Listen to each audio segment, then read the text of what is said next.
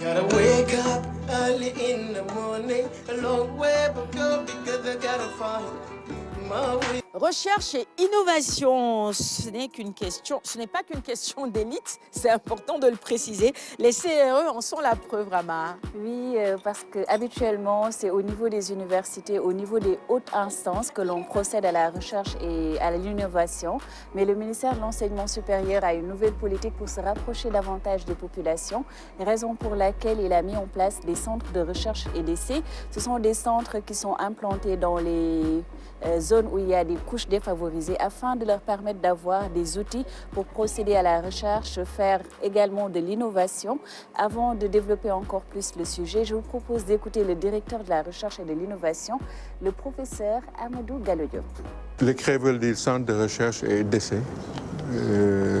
Et à ma prise de fonction, c'est une des choses qui m'ont beaucoup impressionné. Étant moi-même enseignant et chercheur, j'entends souvent les chercheurs et la population se plaindre du fait que le contact n'est pas très évident et développé.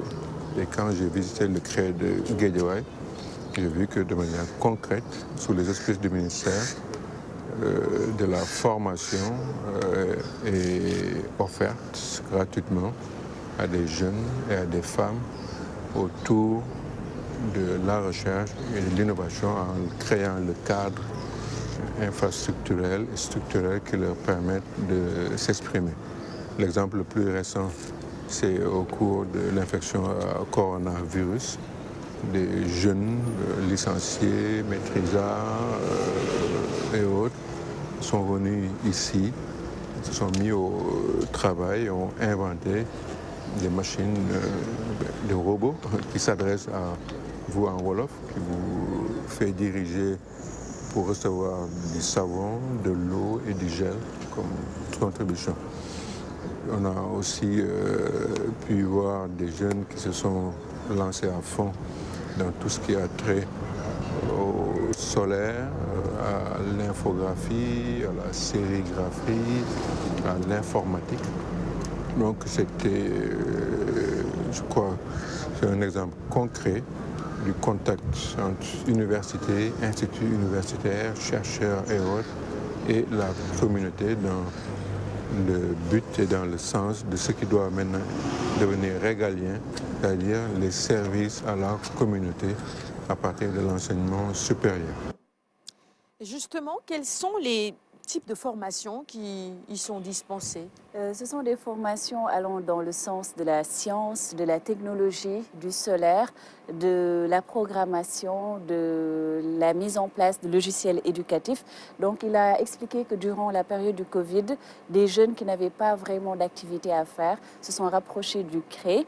Ils ont eu à bénéficier d'une formation et ont pu, en l'espace de quelques temps, pouvoir créer des robots, des machines. Et également, il y a des enfants même qui viennent au niveau de ce CRE et on leur apprend tout ce qui est programmation pour pouvoir créer des robots. Donc ça, c'est des choses qui, au niveau de ce type de communauté, pouvaient paraître impossibles à la base parce que souvent, quand on parle de recherche, d'innovation, de sciences et de technologie, en général, on pense à l'élite, on pense au milieu universitaire, on pense au laboratoire, mais ce genre d'infrastructure qui se rapproche des populations permet de savoir que c'est bien possible et c'est accessible à toutes les couches de la population. Oui, alors comment faire justement, puisque le projet est très intéressant, il faut le reconnaître, pour que plus de jeunes puissent en profiter et peut-être dupliquer le modèle? Pour l'instant, il y a une vingtaine de CRE installés dans quelques départements. Et l'ambition du ministère de l'Enseignement supérieur, c'est de pouvoir les généraliser dans l'ensemble du territoire afin que toutes les personnes, toutes les couches de la population puissent en bénéficier. Et donc là, ils n'ont pas vraiment tout ce qui est infrastructure. Et l'objectif pour eux, c'est de s'associer aux espaces Sénégal Service qui ont un volet incubation et formation pour pouvoir se rapprocher de ces cibles-là que sont les couches défavorisées. Et donc, au niveau des 45 départements, ils auront des espaces qui sont dédiés dans les espaces Sénégal Service afin de pouvoir faire des formations de quelques mois ou de quelques jours aux personnes. C'est très intéressant ça. On va écouter maintenant justement à ce sujet les précisions du directeur général de l'ADIE. Voilà, qui est disposé à accompagner ce projet parce que également l'ADIE doit accompagner tout ce qui est promotion de la science et de l'innovation, rendre accessible le numérique pour toutes les personnes. Donc Cheikh Bakhoum s'explique par rapport au partenariat, aux plages de convergence qu'il peut exister entre les CRE, les centres de recherche et d'essai et les espaces Sénégal Service. Nous sommes également chargés d'une partie de l'innovation. Et à ce niveau-là, je pense qu'on a des convergences que nous pouvons aujourd'hui avoir avec les CRE, parce que dans le cadre de la territorialisation des politiques publiques, nous avons ce projet Smart Sénégal avec les espaces Sénégal Service que nous déployons dans tous les départements du Sénégal. Et dans ces espaces, on a une partie dédiée à l'innovation, dédiée à l'incubation des startups.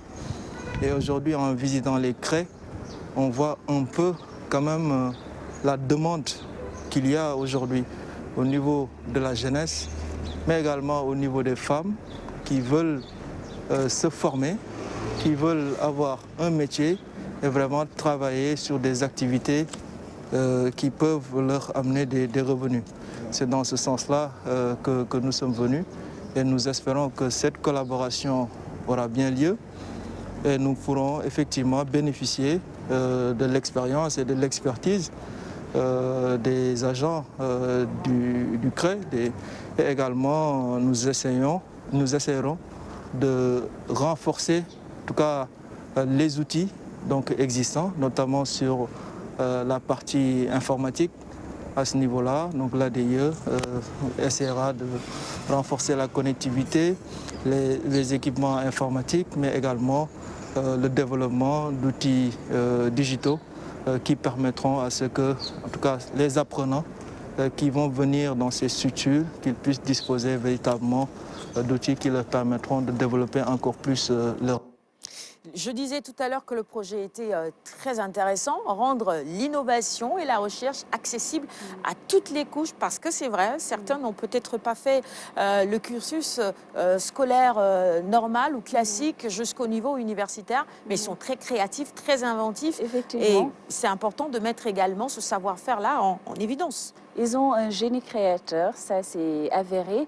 Et durant la Covid même, on a eu la preuve, comme le professeur Amadou Gallo Diop l'a dit, durant la Covid, ils n'avaient pas d'activité parce que l'essentiel des activités était plombé au niveau économique.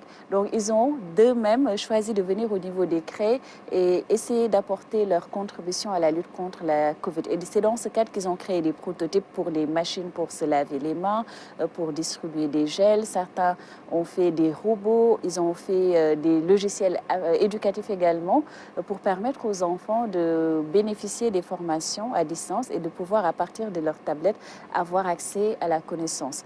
Et donc, les expériences ont été assez positives. Certains ont pu en faire une activité génératrice de revenus. Il y a, par exemple, des gens qui avaient senti que leur métier était menacé au niveau de la banlieue. Ils sont partis au niveau de la CRE, du CRE plutôt, pour pouvoir bénéficier d'une formation en multimédia. Je vais les nommer, ce sont par exemple les gens qui étaient dans la photographie et qu'actuellement la photographie est menacée puisque avec les smartphones on fait des selfies, on se passe de plus en plus voilà, de photographes. Donc ils ont opté pour progresser un peu afin d'avoir une valeur ajoutée dans leur offre et donc ils sont partis au niveau du CRE pour avoir une formation en montage, en vidéo, en infographie afin de pouvoir délivrer des produits qui sont plus conformes aux attentes des personnes. Les enfants également viennent au bout de quelques jours, bénéficient d'une formation et peuvent faire de la programmation et peuvent créer des robots en l'espace de quelques jours. Les formations sont gratuites. Il y a des cohortes de 20 personnes et chaque mois, disons qu'il y a près de 240 personnes qui sont formées et déversées sur le marché de l'emploi ou bien leur permettre eux-mêmes de créer leur propre emploi. Les femmes et les jeunes sont les principales cibles de ce projet et pour les femmes, c'est généralement lors des après-midi que les formations se font afin de leur permettre durant la matinée de vaquer à leurs occupations quotidiennes.